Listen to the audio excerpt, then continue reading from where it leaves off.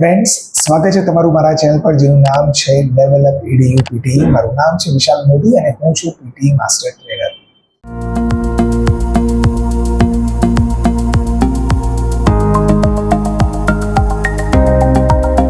આજે અમે લિસનિંગ વિશે વાત કરવાના છે.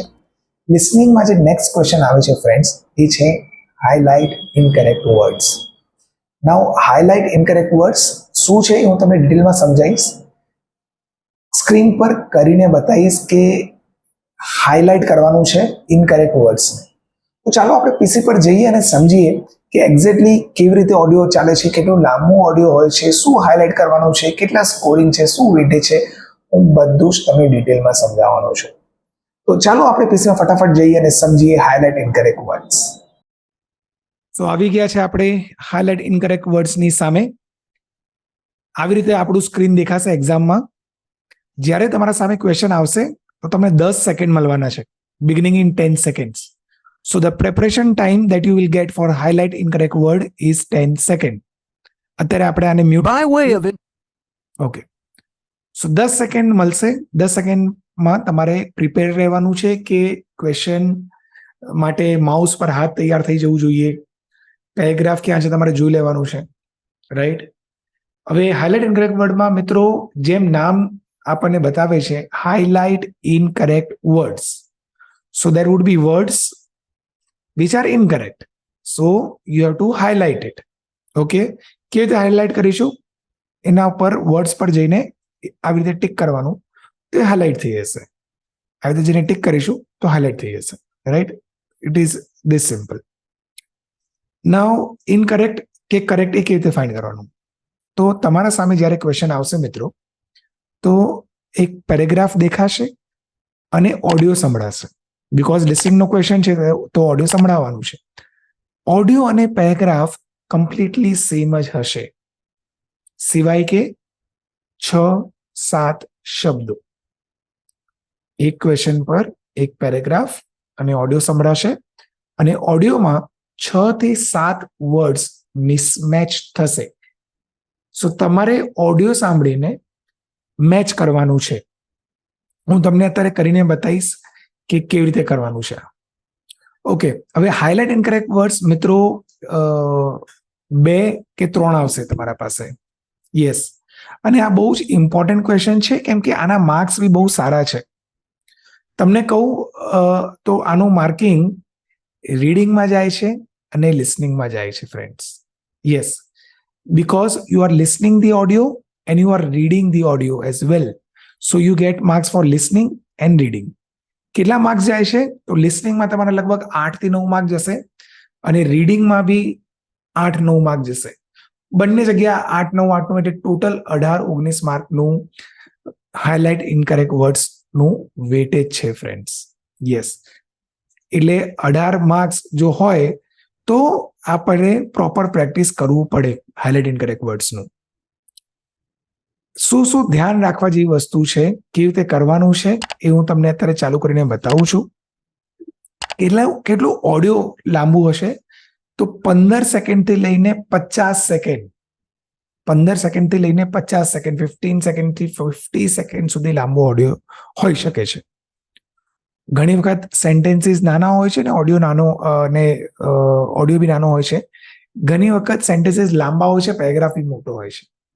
અને જેમ કે મેં કીધું કે 2 કે 3 એટલે એકમાં 5 થી 6 વર્ડ્સ આવશે. ઓકે, ચાલો આપણે કરીને જોઈએ અને સમજીએ કે કેવી રીતે હાઇલાઇટ ઇનકરેક્ટ વર્ડ્સ ચાલે છે. સો બીજો ક્વેશ્ચન છે. ઓકે, 10 સેકન્ડ છે. 10 સેકન્ડમાં ચાલુ થવાનું છે મિત્રો. જોઈએ આપણે માઉસ અહીંયા રાખીશું અને જેમ જેમ સંભળાશે એમ ફોલો કરીશું.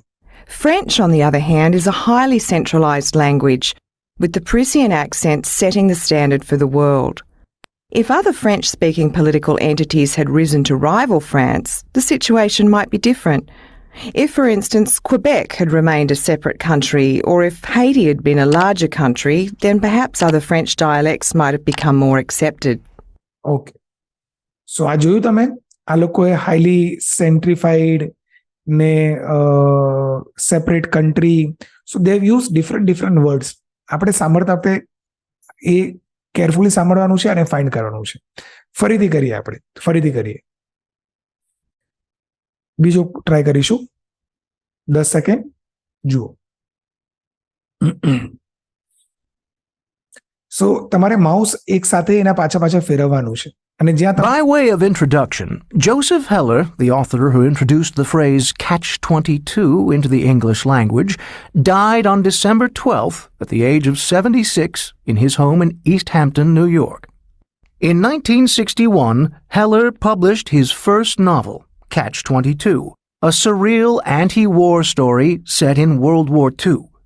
Heller's protagonist, a fighter pilot, comes to understand that a man deemed insane by the military bureaucracy may be released from bureaucracy, સરીલ, આ બે વર્ડ સકીન નતું કીધું, એને સરીલ કીધું હતું. મિલિટરી બ્યુરોક્રેસી કીધું, પણ અહીંયા છે એડમિનિસ્ટ્રેશન. આવી રીતે તમારે વર્ડ્સ ફાઇન્ડ કરવાના છે અને એને હાઇલાઇટ કરવાનું છે.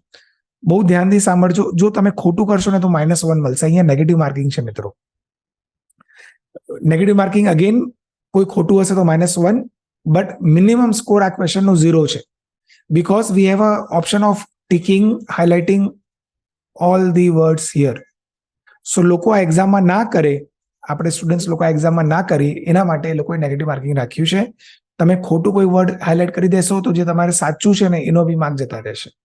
સો જસ્ટ બી કેરફુલ. તમે કોઈ બી ભૂલથી ખોટું ના કરી દેતા. આનું સ્કોરિંગ બહુ સારું છે. સો તમે વધારેમાં વધારે પ્રેક્ટિસ કરો અને વધારે માર્ક્સ લાવો. બસ આટલું જ છે હાઇલાઇટ ઇનકરેક્ટ વર્ડ્સ. વધારે એમાં આપણે કશું જોવા જેવું નથી. 8 થી 10 સેકન્ડ મેં જેમ કીધું કે તમને ઓડિયો ચાલશે અને પછી તમારે આવી રીતે પ્રેક્ટિસ કરવાનું છે. લિસનિંગમાં છે અને લિસનિંગમાં સેકન્ડ લાસ્ટ ક્વેશ્ચન છે. Friends, so this was highlight incorrect words and mark my words, this is one of the easiest question of PTE and which has really good weightage. So give as much time, efforts to this question as much you can. Practice a lot. તમને ઘણા બધા questions YouTube પર મળી જશે. ઘણા બધા companies છે, website છે જ્યાં તમે ફ્રીમાં પ્રેક્ટિસ કરી શકો છો. જો આમાં મિસ્ટેક ના કરતા, આમાં નેગેટિવ માર્કિંગ છે જે મેં તમને કીધું હતું. So try to do accurately as much as possible. We have our online courses and offline courses in PT for 1 month and 2 months. You can enroll there also and get the best advice possible. તમે અમારા Instagram પર બી follow કરી શકો છો. અમે ત્યાં બી બહુ બધું કોન્ટેન્ટ અપલોડ કરીએ છીએ. અને જો તમને આ વિડીયો ગમ્યો હોય તો સબસ્ક્રાઇબ કરો, શેર કરો અમારા વિડીયોને, જે તમને લાગતું હોય કે જેને આ જરૂર હોઈ શકે આ વિડીયોની. અને આવતા રહો અમારા ચેનલ પર two gate new updates about PT.